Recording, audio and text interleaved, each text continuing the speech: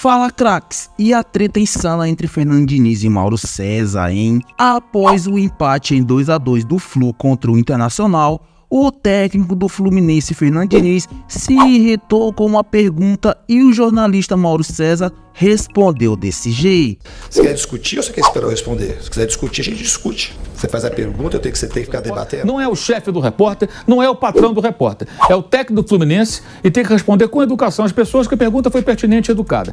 Então, fica aqui até o final desse vídeo que vamos te contar tudo e todos os detalhes. Fernando Diniz e Mauro César tretaram feio. Tudo começou após a partida entre Fluminense e Internacional pela Libertadores, onde acabou empatado em 2-2. Durante a coletiva, o técnico do Fluminense da seleção brasileira se irritou com uma pergunta que foi feita por um colega jornalista amigo de Mauro César, que acabou tendo um bate-boca pesado. Veja. Queria te perguntar, logo depois que o Samuel Xavier foi expulso, ainda quando o Ener Valencia estava caído no campo, você reuniu os auxiliares, vocês conversaram durante um momento e foi nesse momento também que subiu a placa dos acréscimos que acabaram sendo mais longos do que foram anunciados.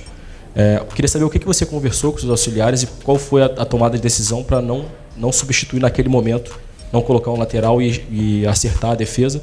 Logo depois o Fluminense tomou um gol, porque você optou para fazer isso no intervalo e não naquele momento. Obrigado.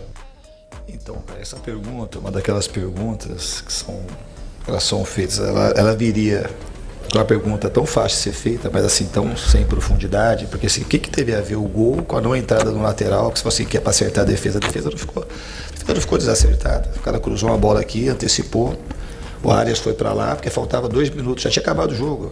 Você achava mais coerente colocar um jogador frio? Então tá bom. Que é uma pergunta assim em cima do resultado do que aconteceu. Se não tivesse saído o gol, você não ia perguntar. Você quer discutir ou você quer esperar eu responder? Se quiser discutir, a gente discute. Você faz a pergunta, você tem que ficar debatendo. Então, você fez uma pergunta que é uma pergunta que... Então tá bom, você faz pergunta em cima do resultado, eu vou responder. Eu não mudei porque achei que não era para mudar. Você pode responder assim, se eu achei que fosse para mudar, eu teria mudado. Eu achei que não tem coerência, é muito mais arriscado colocar um jogador frio faltando 2 minutos. O Arias foi lá, ele treina, você deve saber que os caras jogam em outras posições. O John Kennedy foi lá para ajudar do lado do Arias e não tomou gol por causa disso. Você justificou que tomou gol logo em seguida. Então, assim, para você, tomou gol porque eu não mexi. É isso, a mensagem que você passa é essa com a tua pergunta.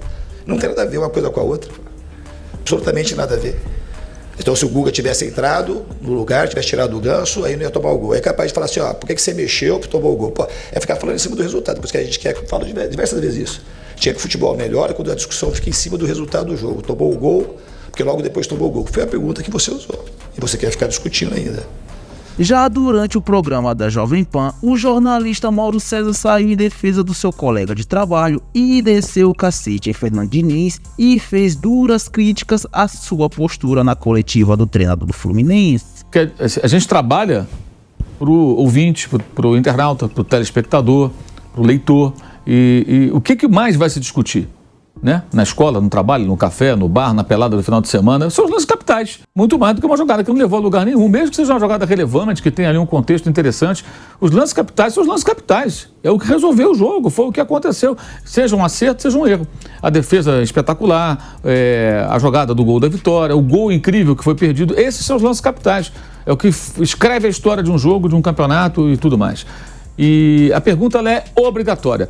Eu tenho a total convicção de que muitos tricolores no Maracanã, ou vendo o jogo remotamente, né, pela TV, no computador, no celular, onde fosse, perguntaram isso também. Se você puxar na própria Libertadores, na final do ano passado, o Pedro Henrique é expulso aos 42 minutos no jogo Flamengo-Atlético lá em Guayaquil. E o Felipão não faz a troca. Só coloca o Matheus Felipe no segundo tempo, igualzinho ontem.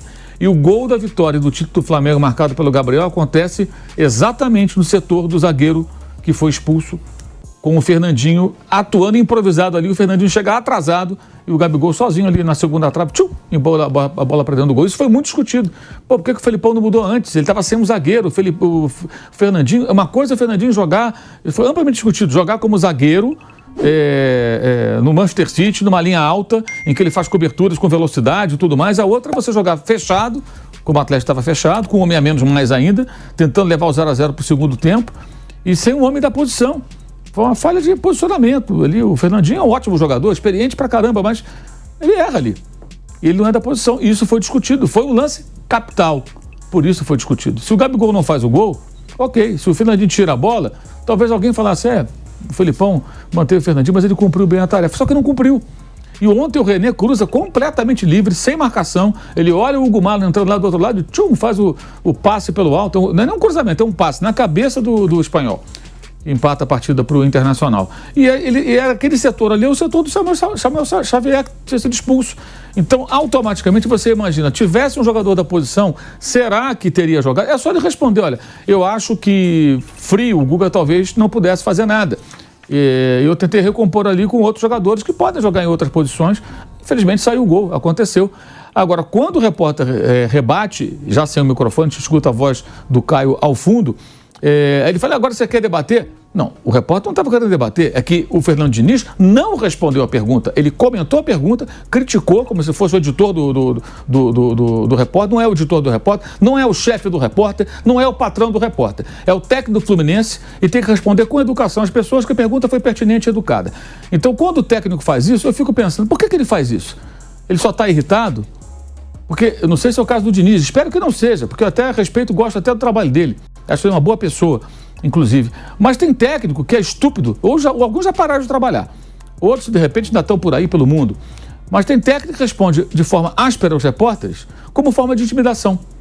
Porque se um leva a patada, o outro tem medo de fazer a pergunta mais incômoda. E o nosso papel é fazer perguntas incômodas também. Esse é o papel da imprensa, do jornalista. Eu estou aqui diante do Vanderlei Nogueira, que durante décadas fez esse trabalho, fazendo perguntas. E muitas vezes, certamente, fez perguntas que desagradaram ao entrevistado, mas sinto muito, faz parte, é do jogo.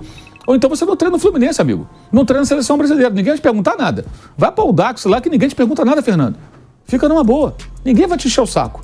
Agora, você treina no Fluminense, é um time grande na Libertadores, jogo relevante, e a pergunta do colega foi absolutamente pertinente. Espero que os outros e o próprio Caio não se intimidem nas próximas coletivas de Fernando Diniz, inclusive na seleção brasileira, e que as perguntas pertinentes como essa sejam feitas.